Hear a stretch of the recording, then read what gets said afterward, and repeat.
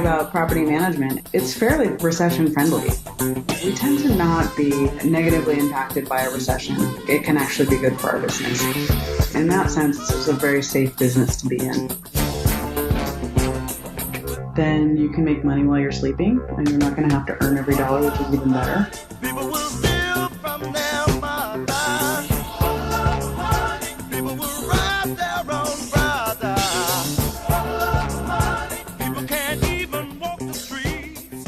My name is Lisa Wise. I am the chief nester for Nest DC. We're a boutique property management company in Washington, DC. We manage really high quality homes in the district proper. So we focus on a lot of single family residences, condos, and spaces in co-ops. We also manage single family homes.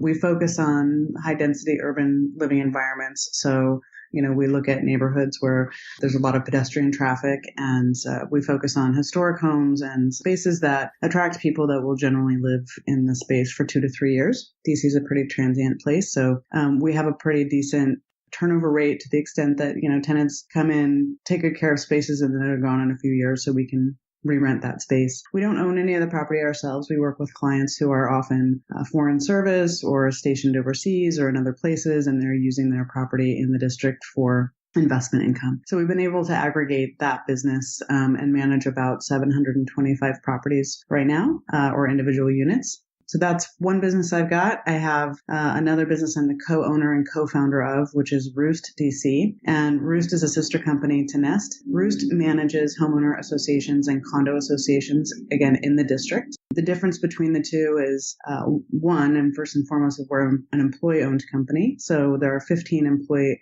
owners of Roost DC, and Roost focuses on managing the governance aspects and the envelope aspects of the buildings that we work with. So we don't manage any of the units in the buildings, but we manage the buildings themselves. So right now, those are the two key endeavors. We've been in business respectively from 2008 for Nest, and we started Roost in about 2014 we incorporated. Okay. And so if we're talking about Nest DC, did you ever try getting into multifamily? And you're talking about you only work with people who hopefully are going to rent there for 2 or 3 years. Have you ever done it where it's been less than that? And can you tell us why you try to get to the 2 or 3 year people who will stay there? We do have some multifamily spaces. We have about 30 buildings that are multifamily. In terms of the timeline for, or the sort of the life cycle of the tenant, it's really better for the owner or the ultimate landlord and for the tenant to have less turnover, more consistent for everyone involved. And while we definitely capitalize and monetize the transition phase and the leasing phase, it's really best for the property, the tenant, and the owner if tenants stay for a minimum of 2 years. And we find that's pretty typical because this marketplace it's just highly transitional. That's why we focus in on that timeline for the most part. Okay. And can you tell us why you decided to go ahead and start Roost, even though you're doing the Nest? Yeah, that's a great question. We were managing buildings associations as Nest DC. It really, wasn't a very strong focus for us. We were actually doing it when asked and really begged to do it. There hadn't been a very good track record of building management companies in this city that would work with smaller associations, which is associations in sort of the 6 to 30 unit range. I added some staff members at that time who had a really good background in building management and association management. And so we suddenly went from it being kind of a sideline to something that I think we had an in-house expertise in and something we could build on. So it was clearly emerging as a revenue stream and option for us to expand the business. But at the same time, every day I come to work, it's a dream job for me. And Nest has been something I never anticipated having happen for me in life. And the advantages of owning your own business and all of the things that have come from it have been immeasurably rewarding for me. And I also know that because we're a service-based business, there's no way I would have been able to achieve what I have had it not been for the really committed staff members and team members that I had. So from an early place as a company, when we started to see that we had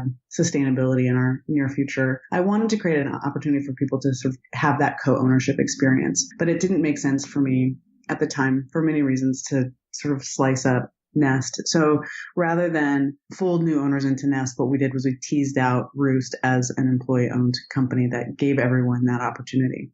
And it worked out really beautifully. And it sort of resolved a lot of the problems that exist in that particular market where you have high turnover rates on building managers, lack of enthusiasm and not a lot of teamwork and the things that we see a lot of our clients really complain about when they're transitioning to new companies. We've kind of resolved that by having an employee ownership model that, cultivates a totally different kind of buy-in and enthusiasm for the work. Yeah. Were you reading about a company that did that, or how did you come up with the idea to do that? Just like Nest, we sort of made it up. I had a hunch, which is basically the way I've done everything, for better or worse, and there have definitely been some worse case scenarios with that strategy. I've always felt like doing good business gets more business, that giving things away is how you get what you ultimately want and need. And it's not necessarily a business model. It's a philosophy to doing business. And I felt like the more I could reward the people around me and get them to buy in, the more successful we would be. And while it might not be what's right for my bottom line in a moment, for the long haul, I think it's probably what would lead to more exceptional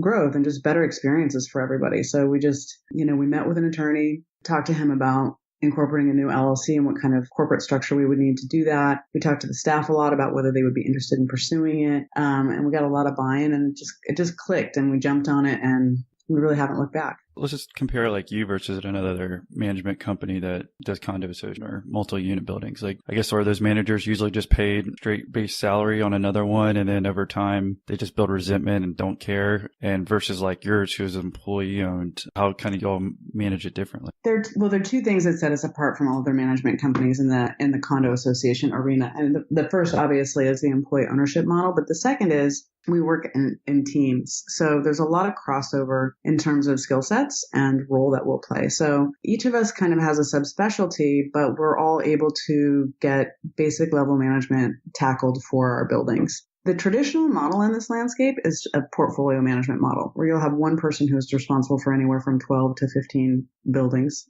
at least in the high density urban environment. So that one person is going to be responsible for making sure the annual meetings are happening, that, the budget gets prepared, that the association dues are collected.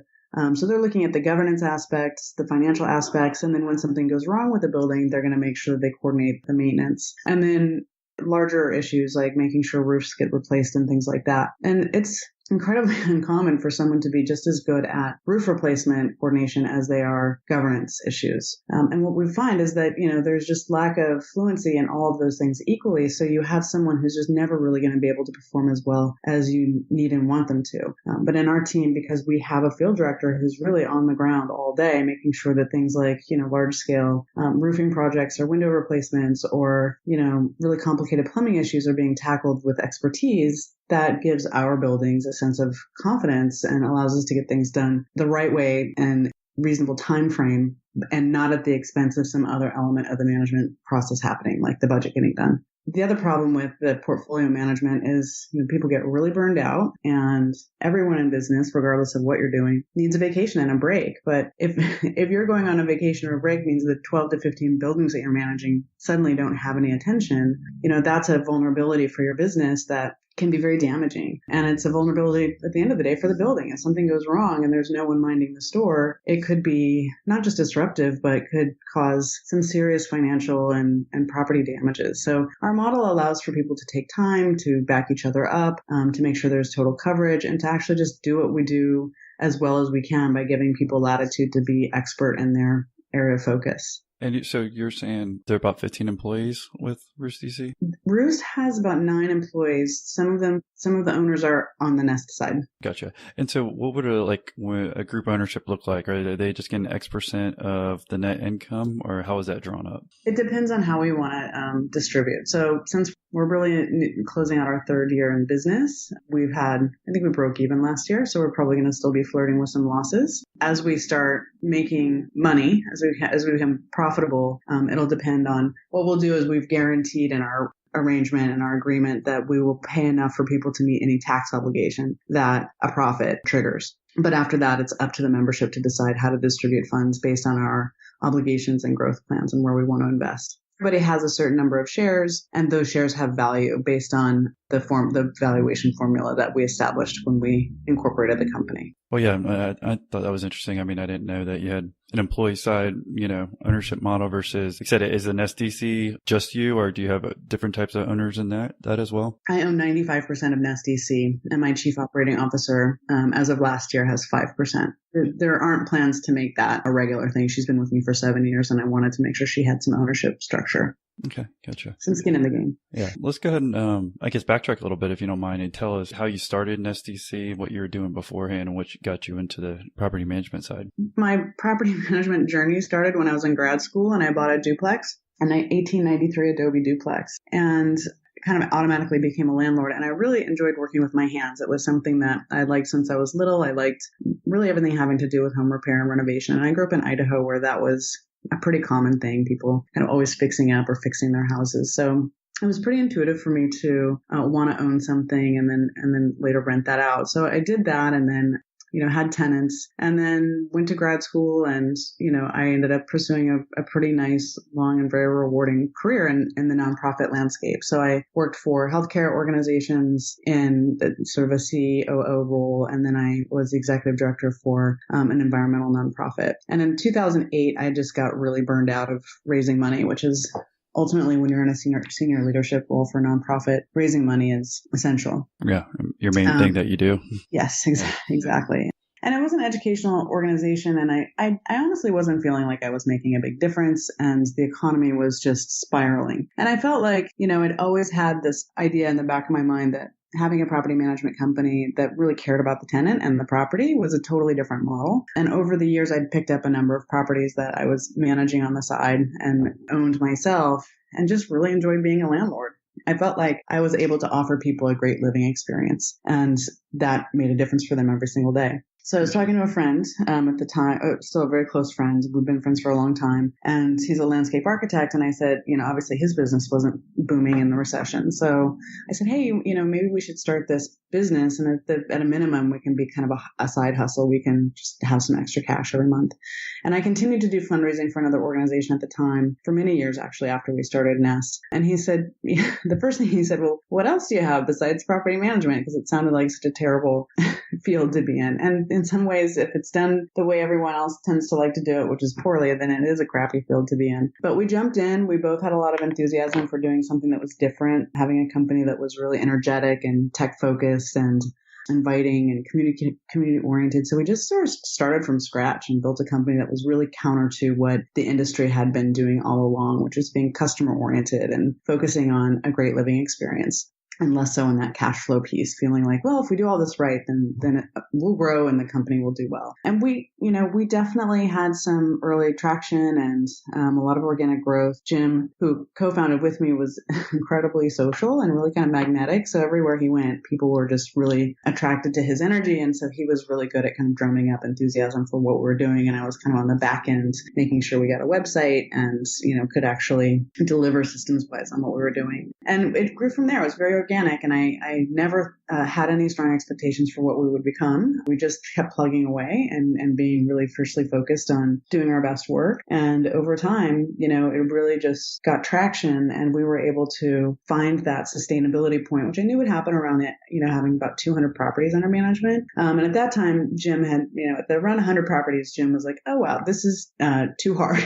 I think just being someone who had always kind of had a freelance lifestyle, this was locking him in a way that he just didn't really want to do it, which was fine. And so I bought him out at that point. And we kept going. And, here we are today. Between the two companies, there are 25 employees. And it's been incredibly rewarding. I finally got to quit that other job about 4 years ago. So. And how many units did you say about total?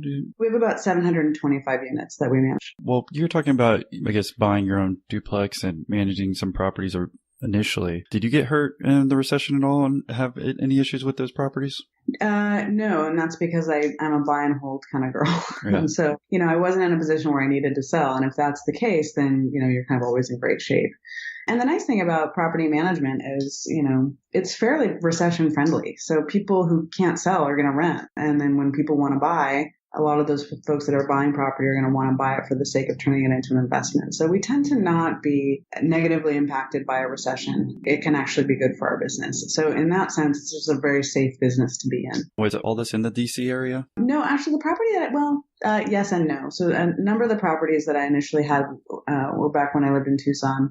And I moved to DC in 2004. And I bought a house when I got here. And that house is still one of my favorites to manage and rent out, and then over the years acquired a few more here and there. So, and I had also dabbled in managing other people's property and enjoyed that as well. So that's sort of the heart of the origin story there. Even back then, I mean, could you tell us, was he in DC? He was the landscaping buddy that was kind of helping you manage, or no? He and I were just really close friends. So around 2008 is when I sort of discussed that idea with him. But all the other management that I had done, I just did on my own. Gotcha. And so can you tell us about, I guess it seemed like that's kind of when it became more official. I mean, I don't know if you decided you started getting more employees to help manage. Can you tell us about those first experiences? And it just initially kind of started off as a side hustle and how you're able to grow it. It was actually pretty interesting. I mean, obviously Jim and I were going to put in as much sweat equity as we needed to.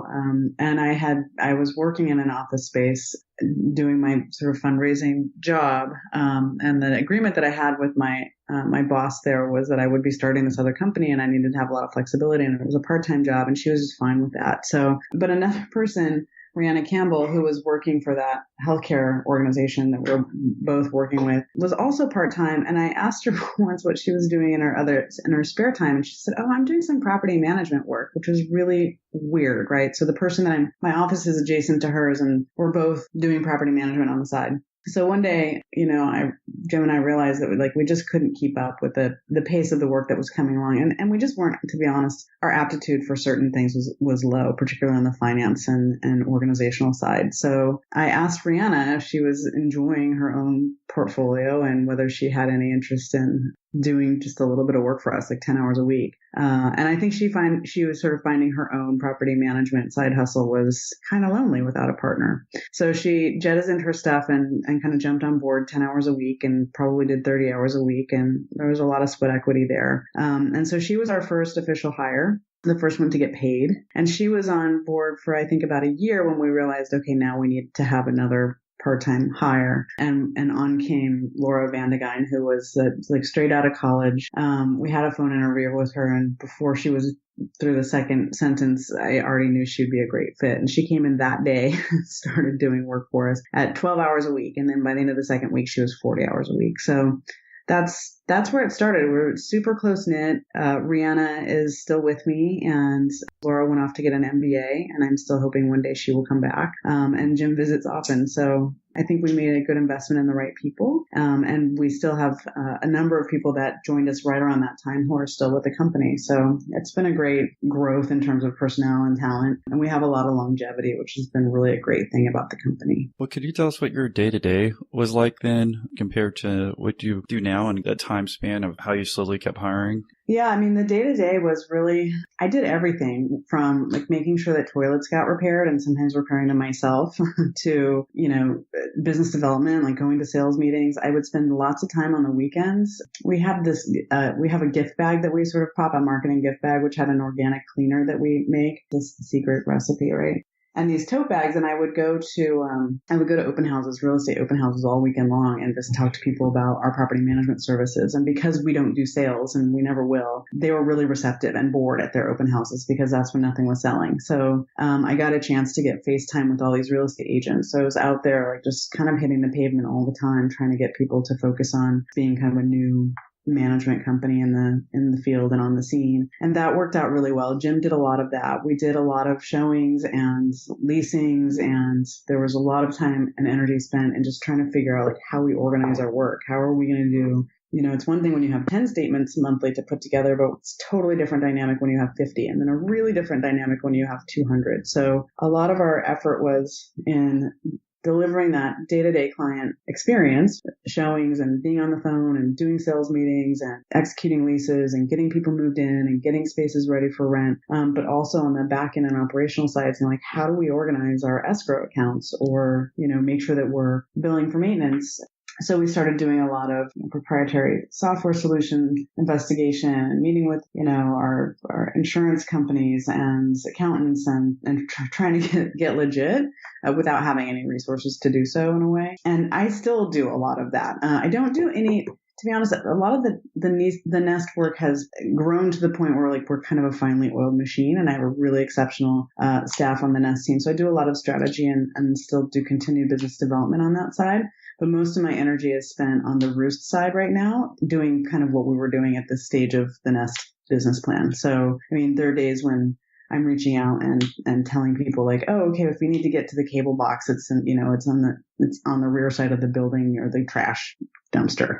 So there's still a lot of that just day-to-day tactical stuff that I'm doing to make sure that the client experience is good. And as we grow and establish sound systems, we'll be able to move me to a point where I'm, again, working more on the business development and the strategy side. But there's always some drama or fire or flood that we could spend all of our time and energy on in this business. Mm-hmm. Well, you were talking about like proprietary software that you're having something developed. Can you tell us what that might have been and why you felt the need to do that? We ended up moving toward Appfolio, which is a Citrix-based system. It was really in its infancy in 2009 when we moved to that tool. And it's really an accounting-based platform with a clearinghouse for all the information that we need to manage property effectively. It's a great tool that just gets better all the time. And we've been on a lot of technology tool journeys over time, particularly on the roof side.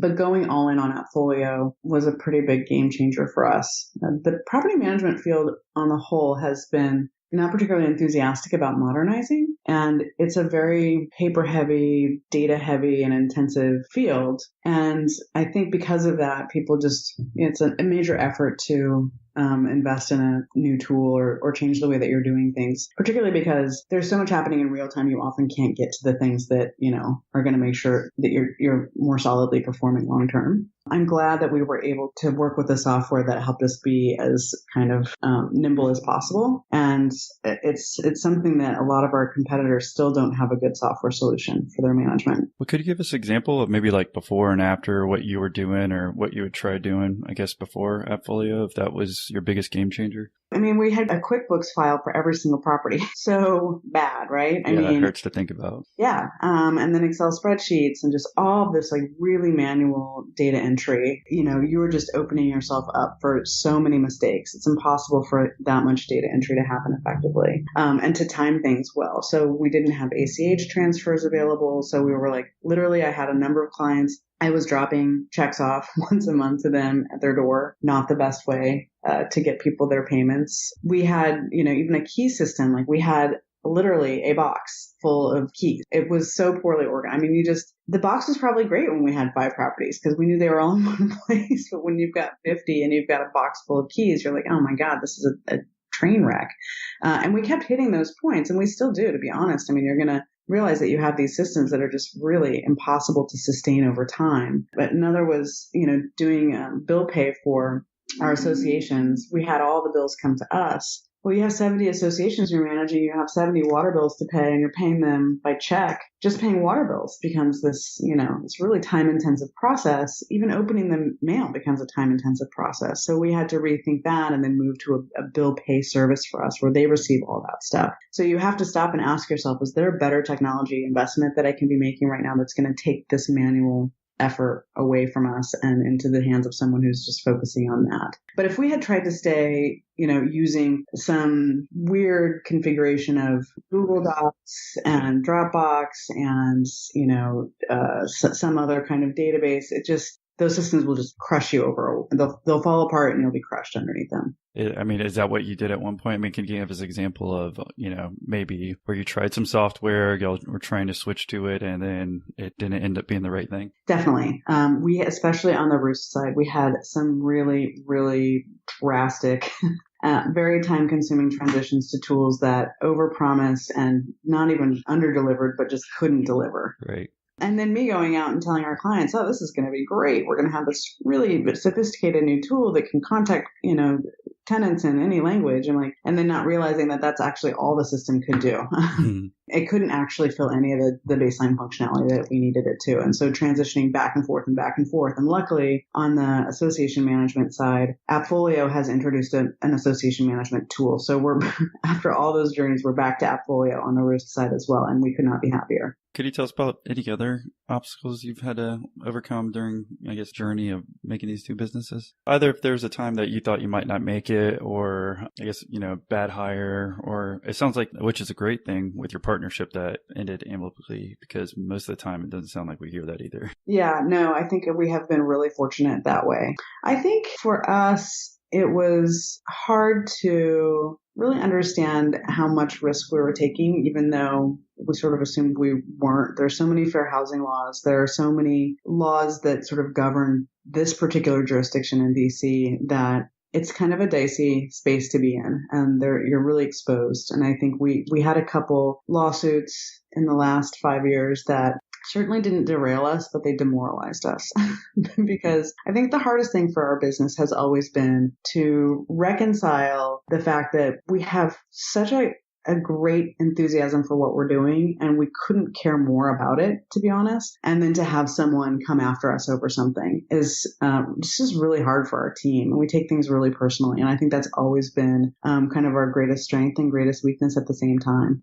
Because it's, because we care so much about what we're doing and our intention is always 100% there, that when someone comes after you because they said you didn't, tell them that the project was going to be delayed 2 weeks. And so now they want, all their money back for some project that actually went just fine. That stuff's hard. So, I think we're a little bit too naive and expect the best from everyone, because I think we really go out there with our best. And that's been a really hard part of the business. And frankly, people are just mean. I hate to say that, but, we're dealing with people at their worst, and they're moving or they're waiting to see whether or not someone's going to, pay them. And we just get caught in the crosshairs a lot of times. And we try and be as patient as possible. But there have been many tears shed over people that, call and demand that if their cable isn't installed today, right this minute, that they're going to sue us or something. It's like, oh, really? That's too bad. Don't you have Netflix or something? I mean, it's hard to be sort of on the receiving end of people being so sometimes venomous, when what we're trying to do is be as empathic as possible. And I think because this business does have such a well-earned and justified bad reputation, that people don't expect us to be empathic or understanding or want to help them. So they just start out in their worst place, expecting to have to stay there to get their needs met. So it's hard. You have to have some thick skin, but we also don't want to be thick-skinned and not care. So I think that's been one of the biggest challenges with the business. I mean, that's where I hear from a lot of commercial real estate owners, maybe in the self-storage side or also like the mobile home park space, where they actually only own the land and they're renting lots. Because when you're doing multifamily or single family residential, the laws are all for the tenant, right? So no matter what you do, it seems like that's the hardest thing for a person who actually owns a property to take care of something, whether they're going to stay there for free rent for 3 or 6 months or whatever. So with that, I mean, have you thought about expanding more into the commercial side because of that? Because usually you don't have those, it seems like, as many instances. Yeah, I mean, the over-personalizing things on the commercial side really doesn't happen as much. And we won't say we won't move into that space by any stretch. I think what we want to do right now is really try and cultivate as much business as we can in our sweet spot on both the Roost and the Nest side. I know, we're also in the midst of just about getting ready to launch a third brand that will focus on light renovation and getting spaces rent ready. So I think when we have that little trio of businesses operating really smoothly, then from there we can see how much farther we can take things. It seems to be in a space it's like there's an infinite amount of growth potential. And we've had people say, who's your competition? And I kind of always argue, I'm like, it doesn't matter. I mean, there are 160,000 rentals in DC alone. I think there's plenty of business for everybody. So I want people to make the right choice for them. But I think, it's always interesting for us to ask ourselves, should we be moving into another space, or do we really just occupy the space that we're in now as well as we can and grow from there? Yeah, I mean, I only brought that up because I could imagine some of those stories where, you're trying your hardest and then getting sued from the tenant.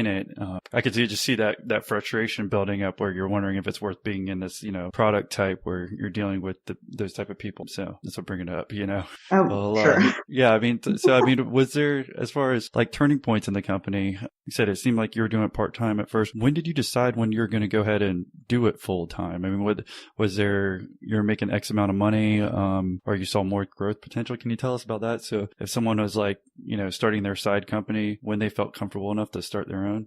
Yeah, that's a good question. I kind of knew in my gut when we started things that if we had 200 units under management, I would be able to make enough salary to cover my mortgage and take care of my family. Obviously not save, but at least be in a pretty consistent place. And I also wanted to make sure that we had enough benefits available so that everybody had, healthcare and things like that.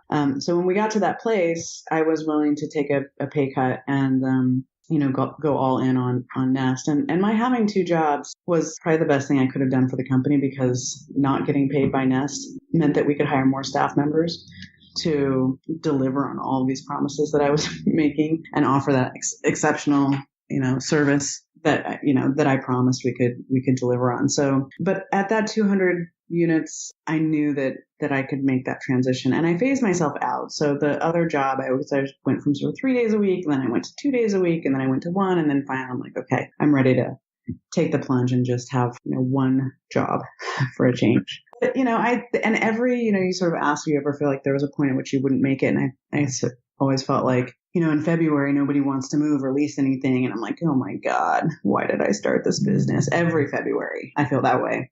So even though it's not, obviously that's not realistic anymore. Of course, the business is going to be fine. I know August will be good, but for a long time, you don't have trends. DC is funny because you've got this whole political scene and people coming and going based on who's in office and elections. And, we had one congressional session that, there were a lot of congressional races, House races, and it was just crickets. And I was super panicked about whether we were going to hit our leasing goals for many months in a row. And then the November elections happened and boom. And that was a few years ago. You're talking about family on the personal side, because it sounds like you were on the weekends also trying to promote the company.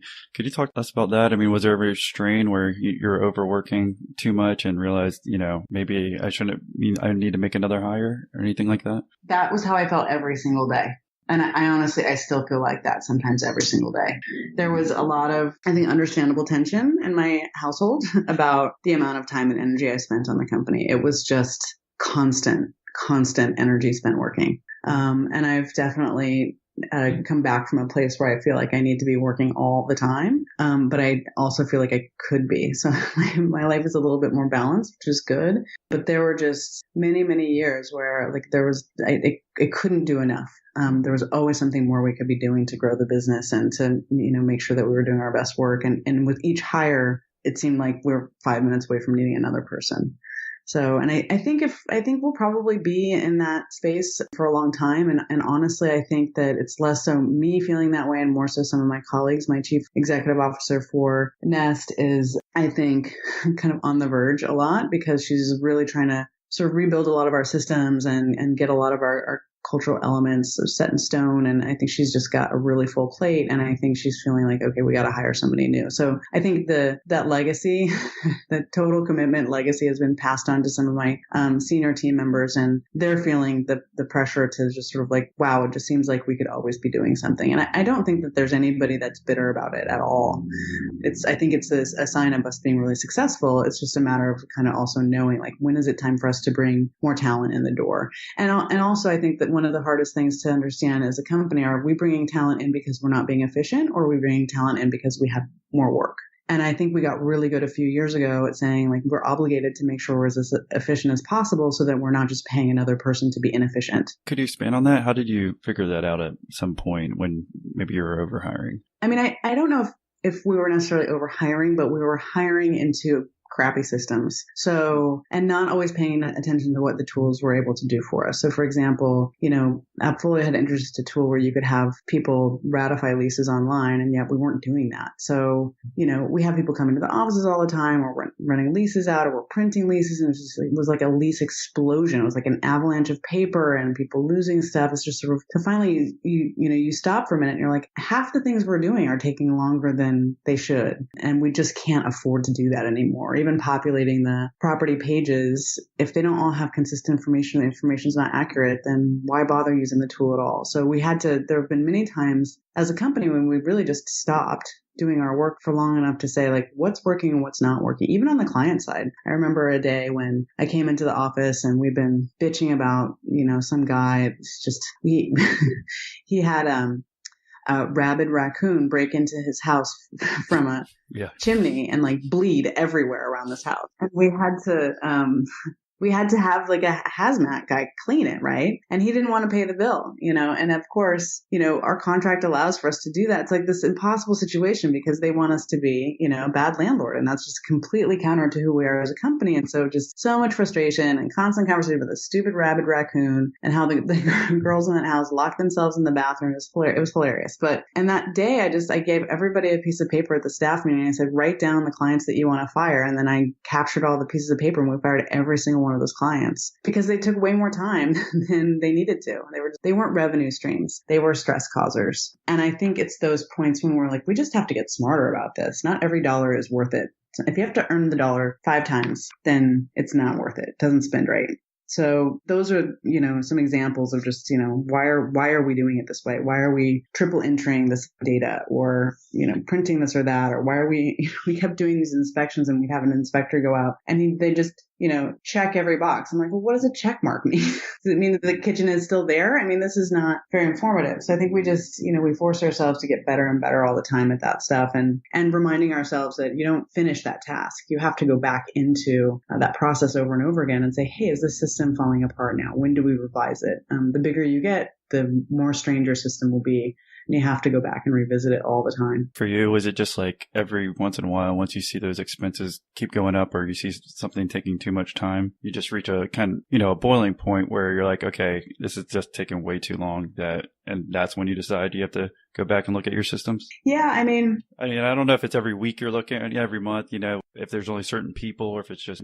It's pretty I think it's all of us. I think, our theme, we sort of have themes every year. And I think one of our themes this year is to be as innovative as possible. And that innovation just means, focus on efficiency and excellence at the same time. So we've been doing paper inspections. We go and inspect the single family homes that we've got. We've been doing paper inspections and then we PDF them and then we send them out and then we put them in the person's portal. And for 3 years, there's been an online inspection form through Appfolio.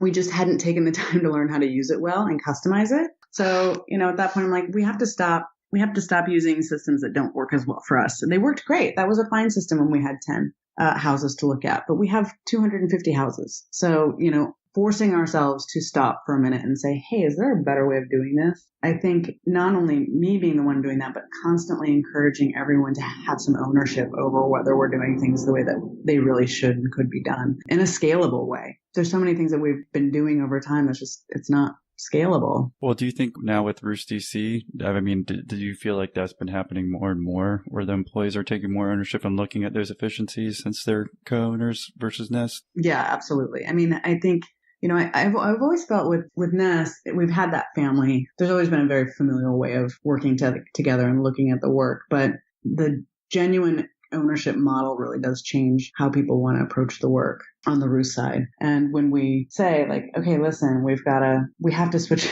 the system again. We have to transition all of our buildings out of this crappy tool and into the tool that we actually know is going to be good. We just go all in and do it. And instead of just sort of hating on that concept, we just get it done because we know the value in doing so. And have you just noticed kind of like night and day, maybe the people who have transitioned over as far as, how involved they are in the company? For our clients? Oh, no, not for your clients, just the employee ownership model. Because I'm just thinking if someone's listening, and maybe they're thinking about doing something like this, what type of advice you have and, the benefits that you've seen and maybe some of the negatives. Yeah, I think in a service-based environment, an employee ownership model is clutch. It really goes a long way in terms of selling people on the idea that the people that you're going to be working with are invested and committed in their work. It's just really rare to have that be the case. You've got a lot of companies where the family ownership model is a strong one, but it's incredibly rare to see one that's employee owned. I think it offers an edge, to be honest. I think it goes a long way to establishing our reputation in the city as being really different in a good way. It's also, I feel allowed to have higher expectations for my team because they're earning money. All their shares are worth much more than they paid for them, which makes them very happy. It makes me happy for them. You feel like you're doing better business when you've got people on your team that are co-owners. It just makes the work more fun and more rewarding. And I think that definitely comes across to the client. I used to be a radio announcer when I was in college, and the rule of thumb was you need to sit up and smile when you're talking into the mic, and all of those things really sort of play off for the audience. And I think the same is true when you've got people really bought into the work. That's going to come across very differently than someone that's like, okay, fine, I'll send someone to look at your roof when they can. So it's a confidence building tool. And I think it's a model that can be replicated. I'd like to see a lot more companies do this, but I honestly don't know of any. Okay. I said, in kind of closing, any advice that you might have for someone who maybe starting their own company or maybe even starting their own management company, be more specific, or lessons might you want to leave with us? And what's the best way for us to contact you if you want to say thank you? Yeah. Well, I enjoyed this conversation. It's really fun to talk about our work. I think for anybody going into a management model and I think investing in the right technology, treating your employees as well as you possibly can, they're your talent and they're your front line, and honoring the employee before the dollar is the right way to go. Taking care of people and places before thinking about the bottom line is going to get you where you want to go. Not every dollar is worth it. And if you're doing your job well and you've cultivated and curated a really strong portfolio of good property, then you can make money while you're sleeping and you're not going to have to earn every dollar, which is even better. So taking mediocre property or property where an owner doesn't want to maintain it properly is a losing proposition, because you look bad, the property looks bad, and the tenants aren't going to have a good experience, and nobody wants that. It's not profitable. It may be for somebody, but it certainly isn't for us. And care about your community. I've always felt that we have a unique opportunity as business owners to make an impact in the city and communities that we live in. So instead of paying for marketing, make donations to organizations that you care about, and your reputation and visibility will grow as much, if not much more than it would if you took an ad out on Facebook. So those are just a handful of tips that I have, and certainly things that we've done that I've been happy for. And on the software side, I wish I'd done sooner. And after that, I'm very easily reachable at my email address, which is lisa@nest-dc.com. Always happy to connect with people that are interested in our work, and would love to hear back from people. Well, thank you, Lisa, for coming on and sharing your story with us. Thank you. I really enjoyed it. All right. You have a great one. You too.